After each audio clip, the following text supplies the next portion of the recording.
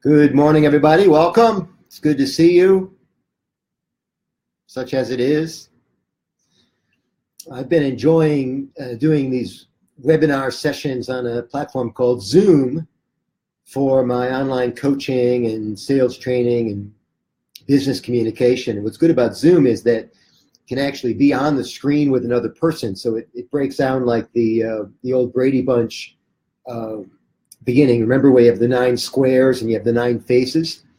And it's even microphone sensitive. You probably have been on these calls where whoever's talking, takes the forefront and then the background when they stop talking. And I like those. Good morning, George. How are you? Hey, Sue Asper. Welcome. And so I like doing business meetings on the Zoom platform for that reason. Unfortunately, on Facebook Live, we're limited to comments via the text section down below. And that's where you can type in your questions or comments as we move through the day today. We're going to talk today about some pretty interesting things. I watched the movie Wild Wild Country, the Netflix series. I have a review for you. We're going to talk about cults and how thought control works just a little bit. And then how thought control works against us during the day, how our own thoughts can work against us. It's not going to be a long session today. We want to get you off on your Saturday, but I've been fascinated by this topic for a long time. I even reread Eric Hoffer's book, The True Believer, from many, many years ago. I first read it in high school. And it's interesting, if you study movements, it's interesting, there's a movement in America today, probably several, but I'm thinking of one in particular, that most people don't recognize as a movement, but it certainly has all of the characteristics, and a lot of those characteristics aren't particularly good news for us. Hey, Jared, how are you? Welcome. So I want to encourage you to weigh in the comments below. Let me give a little start here. This is called salting the tip jar, everybody. If you're trying to get people to do things, a thought control tip, not that I'm into thought control, hey, George, is that if I comment in the section below, I'm likely to get more comments from you. So I'm salting the tip jar, and that gets its name. Good morning, Jono. From the old the buskers, the jugglers and the street performers who put an open hat or an open guitar case in the street, and then that's for tips. But they find that they get more tips if they drop a few of their own dollars into it. And they find they get bigger size tips if they drop $5 bills and $10 bills into the case or the hat. It's called salting the tip jar because it's your own money, and nobody, this is a fairly transparent technique, but just the psychology of it, that they see the open case, that there's already bills in there, is very, hypnotizing to onlookers and people that stop by. So they drop more dollars in. It's the oldest trick in the book. And it works like a charm, even though we all know exactly what's happening. Good morning, Michelle. Hey, Susie and Loretta. You almost came in on the same bus today. Although Loretta is coming in from down south. I don't know, Michelle, where are you located? Let us know in the comment section. Some of you may notice I've got a little facial growth here. It is started out as a beard, then I trimmed it, and now it's some kind of an badly shaped goatee, and I'm looking for some feedback. I haven't been out of the house much. I'm working on a couple special projects, but I haven't been out of the house much, and I need some feedback. Yay or nay? Would you type that into the comment box? Yay or nay regarding the badly shaped goatee this morning? Give me some feedback, man. Right now, Red's the only one talking about it. She's not being kind. She doesn't like it at all. It's there like 5-6 days. And I said, is there anything you want to say to me, Renee? And she says, nope. And that's how you know she didn't like it. And I was right. All right, so a couple bits of news before we get into our topics today. These are things that are going on over here. Red and I are about, hey, John, hey, Lisa, getting ready to go to Alaska. I have a speaking engagement in Alaska soon, next month. And so we're planning some side trips, and we were looking for some tips. If you have any experience with Alaska, or if you just have something that you'd wanted to do if you ever go to Alaska, please type it into the comment section. We're open to whale watching, although probably not from the deep ocean. Renee said, we can go out on kayaks and watch the whales. I said, I don't think so, man. I don't think that's safe. I got to look more into that one. But you can go out on fishing ships. You can go out. You can go hiking, of course, a lot in Alaska. Alaska is a beautiful, beautiful state. When you come back, you just feel more patriotic. I don't know what it is about Alaska, but I've been there 4 times now, and I always enjoy it. You can go on cruises. The 3 big cities there are Juneau, Anchorage, and Fairbanks. And Juneau is the state capital. It's the only state capital that you can't get to by car, other than Hawaii, I suppose. And the reason you can't get there by car is because the roads aren't traversable. So you have to fly in or boat into Juneau. Little known fact. Hey, Loretta, has to be more to make a determination. Oh, okay, I have to grow in some more. Okay, very good. I'll get started on that right away. And so we're looking for recommendations for Alaska. On a business note, we're taking a couple of steps here in this direction to hire an editor so that I can bring products to market faster. So far, I've been doing all my own writing and all my own editing. And this is true for all my books, all my web copy, all of my ebooks, right? There are P-books and ebooks. P-books are print books. Ebooks are electronic books. And I could work a lot faster if I had somebody kind of cleaning up behind me, if you know what I mean. I need the guy that cleans up after the elephants in the circus. That's what I need. An editor, of course, makes everything pretty and takes care of a lot of the formatting and grammar and stuff, all the stuff that takes a lot of time. And in my business, there are certain things only I can do. Only I can fly to the gig. Only I can speak at the keynote. Only I can do these Facebook Live programs. And so if I had somebody helping me on the editing end, I could bring products to market a lot more efficiently. I could help a lot more people. And so that's why we're looking for an editor. We interviewed a lady here who is called a book shepherd, and she brings books to market. If you know anybody like this, I'm interested in your opinions. Hey, Renee, I was just talking about you. We asked people to weigh in on the goatee, yay or nay. I told them you didn't like it. That was a few weeks ago, or a few days ago. And so if you like it now, we need to know, Renee. I kid, Renee. I'm Italian. I could grow this in like an hour. And George is Greek. He could do it in like 10 minutes. So an editor is the one big decision we made this week. We're going to hire somebody to do that. We're also hiring somebody to do outbound calling for me to, I'm a big fan of the sales funnel, everybody. A sales funnel is this way that you bring people closer to you in your business. George runs a fantastic salon called Six Salon that I've been going to since they opened. And the salon business and in the speaking business, they work roughly the same. What you have is a sales funnel. And the idea is to get prospects into the sales funnel at the top. And then they drop out the sales funnel at the bottom by way of revenue. So in the salon business, they're coming in as, say, customers, getting their hair done, colored, cut, whatever. Or they're buying product. They sell a lot of product in the store. Maybe they're getting their nails done. There's tanning available at a lot of salons, including Six Salon, I believe. And so all that revenue drops through and comes out here. Ranjan is a past district governor in Rotary. We need members in Rotary at the top, right? And they come in as prospects and they pay dues. They donate to the organization, right? They become philanthropists. And they drop out the bottom in terms of revenue. Rotary gave away $100 million last year. I always tell people that, and their eyebrows go up. You know why we did that? Because we took in $100 million, right? We're a nonprofit organization. So even nonprofits have to generate revenue. And the idea of having somebody doing outbound calls for me would generate more prospects and help them move through that funnel more quickly. You can imagine if you have a really wide funnel, they swirl around at the top of that funnel for a long, long time. If you sell houses, if you're a realtor, the sales cycle's so long, they swirl around the top of the funnel a year, 2 years before they drop through, because that's how long it takes them to decide they need a house and decide to move and actually move. So in my case, if I'm trying to get you to buy a book, I want a really narrow sales funnel so that when you come in, you're going to drop pretty quickly through the pipeline. Same thing, I think, for hair salons. If you get your hair cut once a month, you're not going to swirl around the top like the Unabomber, letting your hair grow, you're going to get in and get cut.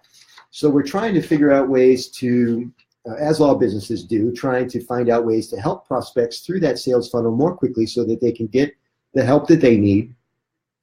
And of course, we can run a more efficient business. So that's the second thing that we're working on this week. That's pretty cool. A third thing is my online coaching program is taking off, man. I just pitched this week because I'd spoken live at a company in San Diego who has reps all over the country, and they can't afford to bring people in every month for training. You have to buy airplane tickets for 100 people. Forget about it. Hotel for 100 people? I don't think so. But to get them on an hour webinar every month or every other month, like the one I just talked to you about, where they have the Zoom call with the Brady Bunch, like there's a face here and a face here and a face here, right? And everybody gets a chance to talk, and I can see their faces. I can call on people. We can have actual dialogue. That's pretty cool. And so I just pitched a financial services provider who had me speak to his company in San Diego. He loved the training. He loved what I did for him, but he can't afford to bring me or anybody in. I just lost puberty there. Anybody in live like that all the time. Can't afford to do it more than once a year. So how can he get his people good training? We go electronic. We do it every month or every other month, and he can put the whole team on. I'll record the calls for him, give a master copy of the recording to him. He can use my training to benefit people he hasn't even hired yet by showing them the video after they come on. So that's pretty cool. So that's another thing that we're working on, this online coaching. If you want more information about that, just go to michaelangelocaruso.com and look for Work with Michael online training, and it'll come up for you. All right, I want to talk to you about words. It occurred to me today that this is hi Sharon Peterson, that it's really cold here in Michigan. It's 21 degrees when I woke up this morning, and it's the last vestige of winter. And I thought to myself, vestige, I haven't used that word in a while. And then I thought to myself, how do I even know that word, vestige? Have you ever thought of that? How do you get words? How do words come into your life? People judge us by the words we use, and yet most of our vocabularies are strictly by accident. We don't grow our vocabularies purposefully. I have a great technique for this if you'd like to do it with me. I do it every day. And I simply subscribe to one of the services online. I have a favorite, but you can do it with any dictionary, where they send you a word every day. How cool is that? Now, you'd have to use the word in order for it to stick in your brain and more importantly, stick in your vocabulary, like I did with vestige years ago. But today's word of the day on the site that I use is boondoggle. Boondoggle, I think. Boondoggle. You'll probably know what it means. I mean, you go on a trip and you spend a lot of money and you don't really do any work. It's more of a vacation. You go into a work premise, but it's really a boondoggle, a vacation. And so this site that I use is called A Word of the Day, AWAD, AWAD, and you can find it at wordsmith.org, wordsmith.org. As always, I'll put these links in the show notes or the comment section after we're done. Hey, Rex. Hey, Julia. Julia, you're on the West Coast. It's really early for you. Hey, Vicki. Long time no see, my friend from Florida. And the reason I thought boondoggle was important is because of Florida. On the first weekend in November, I'm coming back to Florida to do a leadership retreat. It's going to be a high-end deal. It's not going to be for everybody. But if you're interested in lifestyle learning, if you have a lifestyle business, Renee and I are going to be down in Florida in the Tampa area the first weekend in November. And we're going to, I don't know, we don't have a venue yet. We've got to sort all this out, but we're going to have some people down, anybody that wants to come down, and just have 2 days of this type of conversation and learning. There's a lot of eating, and we drink a little bit, and we laugh a lot, and we learn about how to help each other be better. We plenty of little segments. I don't call it seminars because it's not really that. But it's more casual learning, and it's high-end stuff. We share our best tips about how we make my company successful. And then, of course, you get a chance to teach others and share with others. So it's a very unusual learning environment, and I really enjoy it. The feedback has been fantastic. A lot of people come as couples. So if you have what we call a lifestyle business, which is what mine is, George might say his business is a lifestyle business too. He lives his business, right? So many of the social events revolve around business obligations and business opportunities. And same thing for me. When I travel, I almost always travel for business. When I'm at an event, I'm almost always speaking at the event. So I'm sitting down to dinner with people who have interest in what I do. It's a lifestyle business, and I love it. I think Vicky has a lifestyle business too, if I'm correct. And so that's November 2 through 4. We're going to be launching that soon. I don't have a link for you yet, but when I have one, and it could be as early as today, we've got to get that sorted out. I'll put it in the show notes. Hey, Tom Nevo, how are you? So on to today's topics. We're going to talk soon, quickly, about Wild Wild Country, this fabulous Netflix series that's been the rage. It's the story of these this cult, actually, that moved from a foreign country to Oregon, and all but took over a certain part of Oregon in the 1980s. It was a huge deal. I kind of forgot about how big it was until I saw the show. And then we're going to talk a little bit about thoughts and how our thoughts work against us. It's this thread of movements and cults and all this kind of stuff. And I think you'll be very interested in what I have to share. You'll be able to use it both at home and at work, I promise.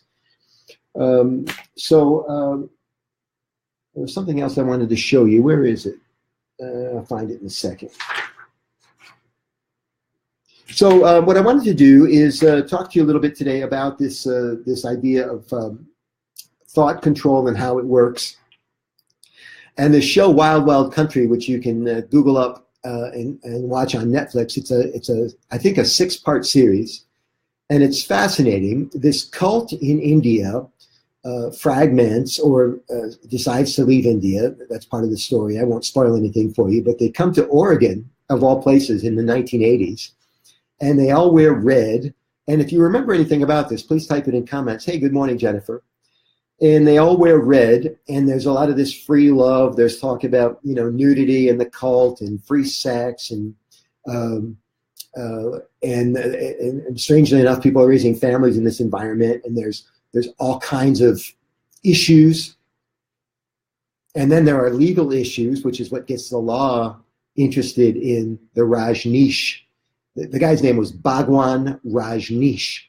And the cultists were called Rajneeshis, right? Did you ever notice that cults never admit that they're a cult? That was the case here. Everybody says, you're a cult. They say, no, we're not a cult. Anytime somebody says, no, we're not a cult, pay attention. So no kidding, Vicky. So they all wear red robes and red suits and red socks, and they start flying into Oregon, and you start seeing these people at the airport and in hotels, and they actually take over a town in Oregon. And they gather a lot of critical mass, actually. I guess there were thousands of Rajneeshis walking around in Oregon at this time. And they've run afoul of the law, and it takes the law a little while, due process and all that, to kind of make them uncomfortable enough to bring a conclusion to the story. Again, I won't tell you too much about what happened. They're gone now, but this is like a hidden chapter in American history. I was in a rock band in the 80s, and I was touring the country and apparently not watching the news too much. Certainly wasn't. This was before cell phones, before something could go viral. So it was kind of a secret, it's just in the northwest corner of the country, something that was just happening. Right, it's not a cult, it's a commune. Big difference. Touche, very good. So you can check this out. You can Google up the highlights or just watch the trailer right on YouTube. That's what I do when we're getting ready to watch a movie. We'll watch just a 2-minute trailer so I don't waste 2 hours on the movie. Hey, Dutch, how are you? It was fun Facebooking with you this morning. And so I thought, well, right before this came on the air, I was aware of the show Wild Wild Country. I reread a book that I read in high school called True Believer. Hey, Joe, good morning. And the book True Believer was by a guy named Eric Hoffer. And he writes about mass movements in history, right? So he talks about China, he talks about Hitler, he talks about all kinds of mass movement and how it works, how the psychology and the thought process of human nature play right into cults or communes, as Vicky would call them. And I find this fascinating, and I didn't remember much about the book, so I wanted to reread it. So I reread it right before, weird things happen in your life. You'll do something, and then something else happens that's related to it, and then all of a sudden a third thing occurs, and now you've got a pattern. And so I thought about, I'm thinking about what's happening in America. There's been a lot of movements in America recently, right? The MeToo movement, the BlackLivesMatter movement. Some people think there's a political movement going on in the country right now. We're not going to politicize this call. But however you define movements, right, they're happening all the time. Sometimes we recognize them and sometimes we don't. And I think it's important to at least recognize that the movement's happening, right? The movement can be positive. It doesn't have to be bad. A cult can be good, I suppose. Can't think of many examples of a positive cult. But the word cult has a negative connotation. That's just how the vocabulary is working out for cult. So what happens is that our thoughts end up working against us when undesirable movements happen, or when desirable movements happen, and then they lose the plot, as they say in England, right? Because you could have good intentions at the beginning, and then the movement goes off the rails. And the reason this happens is because of something called cognitive bias, which is another interesting thing, the third thing that's happened in my life recently to get me to pay attention to movements and how this works. So I Googled up cognitive bias, and there's a list of about 100 things called cognitive biases. I won't get into this too much. No, Vicky, I've not seen The Path. Tell me in the comment section why we need to watch that, or why you thought of it just now. So just to give you an idea about how biases work, let's start with a couple of easy ones. There's a thing called optimism bias, right? Optimism bias. You can probably guess what it means. Optimism bias means that you are so convinced that something's going to work out great that you feel you don't even have to try. Or you feel like you can leave it unattended and then things will be fine, right? Maybe you have such good faith in human nature that you don't feel like you need to check in with your partner on a particular project, right? Or a particular initiative that's supposed to be happening.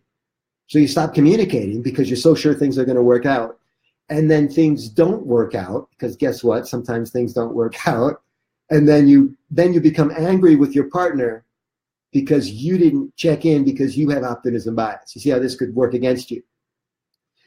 And there's a thing called pessimism bias. I bet you can guess what that means. It's the opposite, right? So you're so sure things are not going to work out that you'd never even give it a try. You'll rain on other people's parades. You'll constantly naysay about a situation. And you become a walking canker sore for the people in your life because you have pessimism bias. Not a good thing. A third one that I'm fascinated with, a third bias, is called confirmation bias. And so we're going to tie a couple things together now. For example, what's happening in politics. Again, this is not a political call. But what's happening in politics today in America, many have described as confirmation bias. It's why if you go to a cocktail party and you're a Democrat, you couldn't possibly open up a conversation with a Democratic viewpoint, because the Republicans are so sure that they're right, they would kick you out of the party. And it would work the other way too, that if you're Republican and you're at a cocktail party, you couldn't make a statement about the merits of being a Republican without the Democrats kicking you out of their house. Good morning, Judy. How are you? Hey, Matt Duffy. Matt's a regular, man. I got to start sharing my camera with Matt. Matt, you and I are going to co-present next week. And so that's called confirmation bias, that you are so sure that you're right about a certain issue or a certain dogma or a certain thing that you couldn't possibly bear to even listen to a complete sentence from a person who has an opposing viewpoint. I mean, this almost perfectly describes American politics today. But it's not just politics, it's other kinds of things, right? I'm so sure that this toothpaste is serving my needs, I don't really need to hear about your toothpaste. Vegetarianism versus eating meat.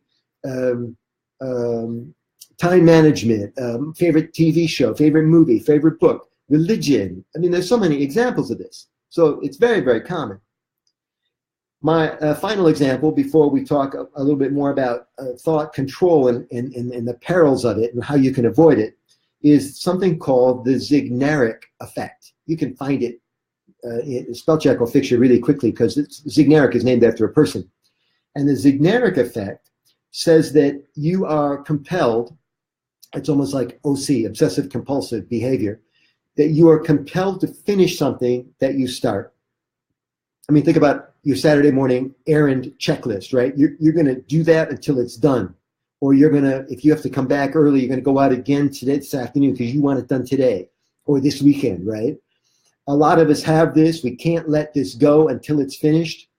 You'll know you have this if someone's talking to you and they say, well, there are 2 things I want to share with you today. And they get going on the first thing and they talk for 5 minutes, 10 minutes, 15 minutes.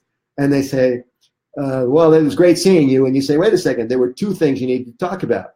You have the Zeigarnik effect. If you say what was the second thing?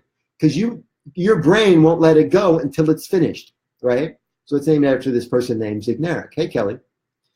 And so what I really like about the Zeigarnik effect is this is our mind saying we have to finish. And I thought, how often I do this, and I don't know if I own the Zeigarnik effect, but there are occasions when I absolutely have to finish something that I'm working on.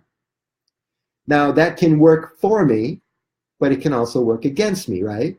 What if it's a really crappy movie and I fall asleep on the couch? Why? Well, partly because I'm tired, but partly because mostly because it's a crappy movie. So I wake up in the morning and I go about my day and it's time for a little television at the end of the day. What do if I have the Zeigarnik effect? I'm going to finish watching that crappy movie, right? Damn it, right? Got to finish that crappy movie because I can't help myself. I mean, I've got an hour and 15 minutes invested in it. I'm going to burn another 15 minutes, even though I recognize that movie's not nutritious for me. But that's an easy example. Imagine how much time we waste on stuff other than, say, discretionary time like movie watching, where we just finish something that we never should finish. So this is interesting to me about thought control and how it works.